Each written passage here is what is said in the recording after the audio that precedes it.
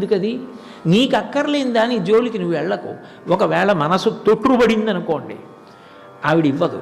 ఆవిడ ఏమంటుందంటే, నాన్న ఇది ఇస్తే పాడైపోతావురా, వద్దు నాన్న అంట. చిన్నపిల్లాడు తెలియక నువ్వులు గుండా అన్నం అమ్మ ఇంకో మాట పెట్టన్నాడు అనుకోండి, వాసన ఇస్తోంది కమ్మగా ఉందని, అమ్మ పెట్టదు. ఉత్తినే సీసా ఎక్కడో పెట్టేసి పిల్లి ఎత్తుకుపోయిందిరా, లేదు మళ్ళీ మధ్యాహ్నం వేస్తానులే అంటుంది. ఎందుకని ఎక్కువ వేస్తే వాడికి వేడి చేసి దగ్గు వస్తుంది, అమ్మకి తెలుసు, అందుకని వేయదు. కోపం అలాగే ఎందుకు చేసింది నువ్వులుగుండా? అమ్మ ఒక మోతాదుని మించి పెట్టదు. అట్లాగే భగవంతుడు కూడా వాంఛితార్థ ప్రదాయిని, ఏదిస్తే నువ్వు బాగుపడతావో అది ఇస్తాడు. నువ్వు సాధకుడవైతే ఏం చేయాలి? ఓ ఇది నాకు భగవంతుడు ఇవ్వకపోవడంలో అనుగ్రహం ఉన్నది అని అనగలగాలి. అందుకని నీకేది అవసరమో అది ఇస్తుంది.